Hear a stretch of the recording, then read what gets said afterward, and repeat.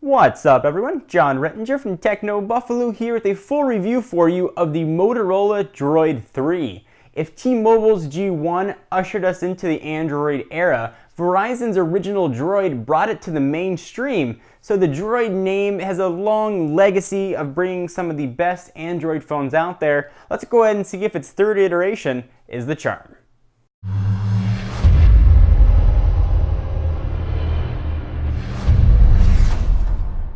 So let me run through the specs very quickly of the Droid 3, because some stuff has changed here since we last saw the Droid. First, it now has a 4-inch screen with a resolution of 540 by 960. That's up from 3.7 of the previous generation. It's rocking Android 2.3. It's now being powered by a dual-core Tegra 2 processor. So that's 1 gigahertz on each core, as opposed to the 1 gigahertz Ti OMAP on the Droid 2. 512 megabytes of RAM, that's the same. On the back, it now has an 8 megapixel camera, which we'll talk about at length, up from 5. It's got that single LED flash now. That's not the only camera on here though. It's got a 0.3 megapixel camera on the front, and the rear camera that we just talked about can shoot 1080p video at 920 by 1080, so of course that's 1080, at 30 frames per second. It's got 16 gigs of storage built in. There is a micro SD card slot, but it's not going to come with one. At least the initial rounds that we've seen have not come with micro SD cards. All this extra package comes a little bit of a weight. It's 6.49 ounces, or 184 grams, up from the 5.96 ounces, or 168 grams, from the Droid 1. All right, all that spec business aside, now let's get to the phone review. If you watch all the videos that I do on phones, I always start out with call quality. Doesn't matter what the thing has, if it's not good making phone calls, it's not going to be any use to you. As with most Verizon phones, call quality has been absolutely outstanding on the Droid 3. During my 20 call tests, I had 0 drop calls. The antenna in here though is a little bit weaker than I've seen on other devices. Generally I'm getting 5 solid bars everywhere I go. Here I saw that drop down 1 to 2 bars. Now certainly using bars as the only be-all metric for signal strength, it's not always 100% accurate, but certainly here in this case, it looks like that's something you want to keep in mind. If you're in a fringe Verizon area, you might want to try the phone first before you bring it home. But if you're blanketed with coverage, won't be an issue. Speaker quality was actually quite loud here through that grill on the back. So if you're relying on speakerphone, you're not going to have much of a problem. All right, so let's talk about the design, because there's a lot of things that are different here. So of course you've got that 4-inch screen. You still have that sort of telltale Droid hump that we've seen on the Droid 1 and the Droid 2. You've got that same slide-out keyboard, which is not spring-assisted, but now we've got some differences here. We've got a full number row across the top. Hooray! If you look at the keyboard on the Droid 2, you can go ahead and sort of put these here, top and bottom, so you can see. I was not the biggest fan of the keyboard here on the Droid 2 or the Droid 1. Didn't have much key throw to it. They had this sort of membrane-ishy feel. It didn't really feel very comfortable to type on. If you look at the keyboard here now on the Droid 3, it still has that same membrane sort of feel to it, but the keys definitely have a bit more throw. That just means they're a little bit more clacky, and you can see sort of the additional claskiness. Even when you push it, you can hear it a little bit more. You can see some of the animations here on the software too, which we'll talk about in just a moment. So the keyboard is definitely improved here. I didn't find it to be the most enjoyable keyboard experience out there. It certainly wasn't bad. If you like the landscape orientation for keyboards, it's going to be a pretty decent option. Although useless to me is this 4-way navigation. Certainly it's better than what we saw on the Droid 1, but too tough to type on, in my opinion. You're mostly going to do your navigation with your finger. So here's the keyboard. All right, so next let's talk about the design and the buttons that the thing has. So on the left-hand side, micro USB for charging and HDMI out. That's sort of a new addition. If you look at the left side of the device from the Droid 2, you'll notice that the buttons, or the ports rather, have been moved, and certainly we have HDMI right down below. When I'm tired and trying to charge this thing, I kept trying to plug the mini USB port, or micro USB port rather, into the HDMI since it's right next to each other. Maybe that's just me. And on the right-hand side, there's some differences here too. So the volume rocker is in the same spot, but a bit different button direction. And we're missing one button right here for the camera. That is not going to be here Bit of an annoyance, actually. I like launching the camera with a dedicated button, something that you're going to need to get used to. All right, we'll go ahead and sort of push that off. On the back, things look a bit different here as well. It's almost it looks like a more solid piece than we had here on the Droid 2. Certainly the Droid 1 had its own problems with its backing. So here's the 2, and there's the 3. You can see it looks a bit more solid, and the phone feels a bit more solid. And with that solidness comes a bit of an extra weight difference, and you definitely feel that here with the Droid 3. Holding up to your head doesn't feel bad, but you definitely know that you're holding a heavier phone.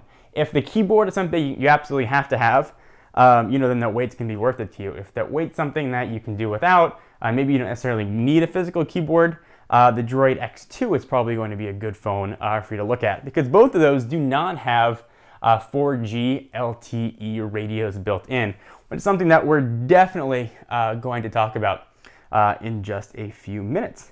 All right, so let's talk now about the software. Hooray, we have no Moto Blur. At least Motorola is not calling it Moto Blur. Obviously, there's some custom skinning going on here. But we didn't have to sign in to any sort of Moto Blur account when you turn on the phone, which is always awesome. And you can sort of turn off some of the features here. So there's a lot of animations on this thing. You can see them when I scroll from screen to screen, when I open up the applications. There's just all kinds of little stuff that go on here. That slows down the speed of the phone, unfortunately. Not a giant amount, but you're definitely cognizant that you're waiting for these animations to finish while applications can load. And let me show you some loading applications here, for example. Let's go ahead and take a look at the camera. Since we don't have a dedicated camera button, if you go ahead and open that sucker up, there it goes. There's a little bit of a lag. So phone settings, we'll go ahead, now you can snap a picture. We'll go ahead and snap something here. Tries to focus, and then it snaps. So there it goes. So let me just take a picture of something to give it maybe more of a fair chance. So it's already been opened. We know it's sort of sitting there in memory. Let's go ahead and open it one more time. Open up the camera application. There it goes, a little bit quicker. Let's say I want to take a picture of a pen.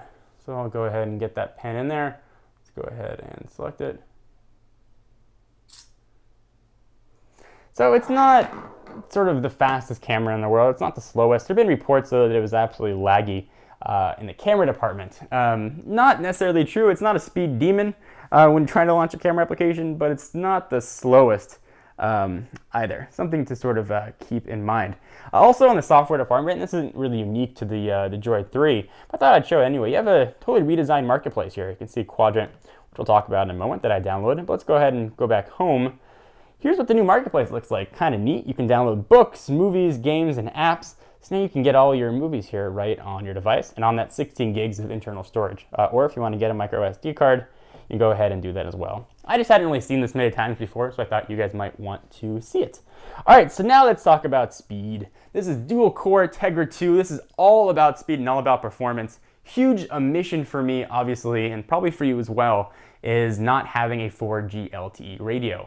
Well, John, you're probably saying 4G is not important to everybody. Well, if you're getting this phone right now and you're going to lock yourself into a 2-year contract, it's not important to you now, but it might be important to you in, say, a year or a year and a half.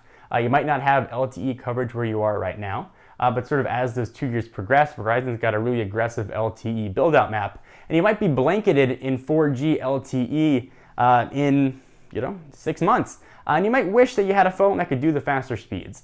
So really be aware of that when you're buying this phone. If you don't think under any chance you're going to want LTE, then okay, look at the Droid 3. If you think there's a small chance that you might want it, your best bet is going to be to wait.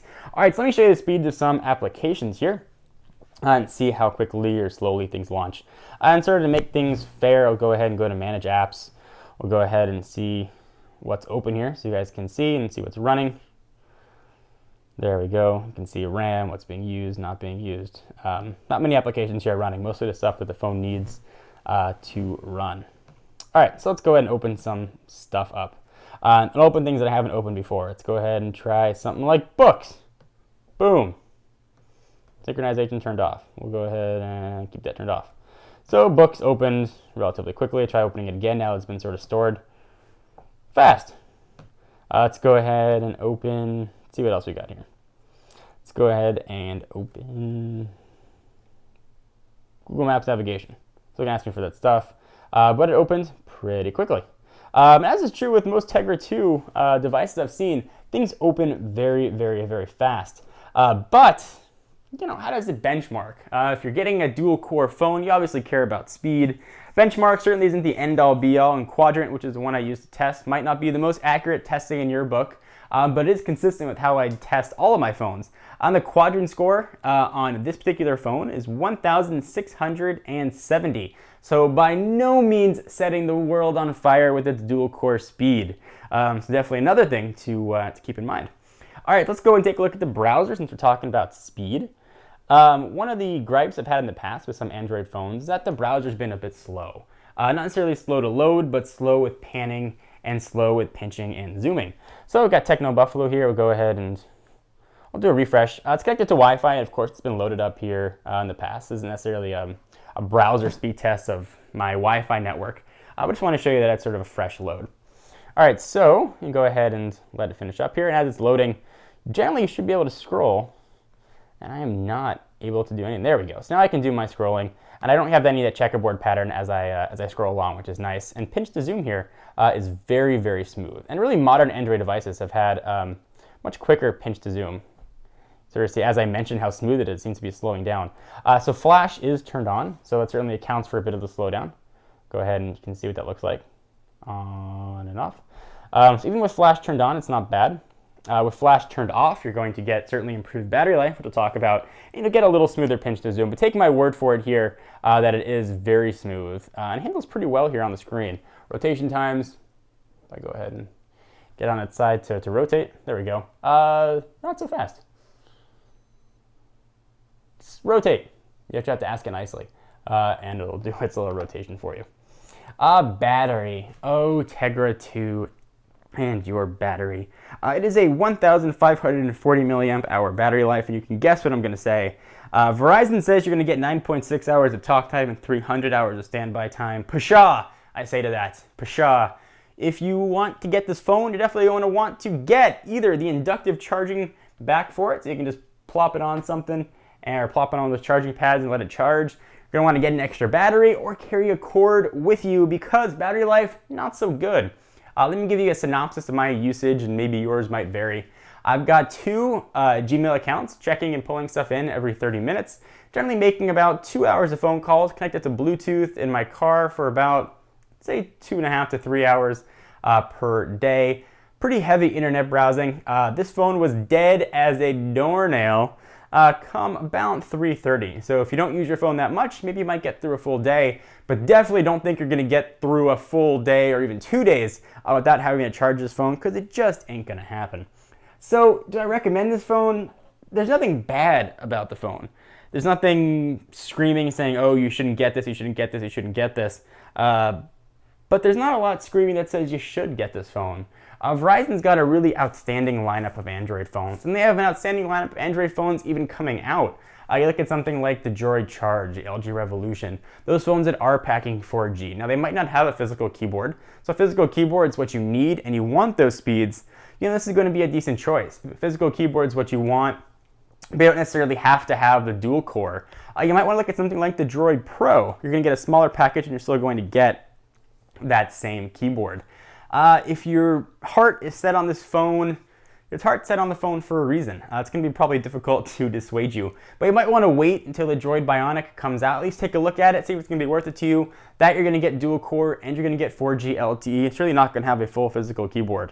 And as I mentioned, the keyboard here is not necessarily the best keyboard I've ever used. It's usable, and I know I get a lot of flack for this, but something like the HTC Status here has an incredible keyboard.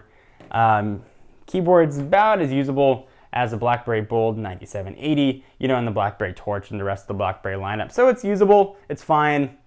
For my money, I prefer a keyboard in the portrait orientation, but that's a personal preference. So the phone's blah. It does what you expect it to do. Doesn't do it overly well, doesn't do it overly bad. It just sort of works. If you want a phone that's just gonna work, or you want to get your mom or dad a phone, decent choice. So that was a little bit of a wishy-washy type review for you. Anyway, guys, hope you enjoyed. I am John Rettinger from Techno Buffalo. Leave all your questions down below or things you want to see about the Droid 3. We'll be doing some head-to-head with other dual-core phones and non-dual-core phones to help you make your best phone buying choice. I am John Rettinger from Techno Buffalo, and I'll see you in the next video. Bye-bye.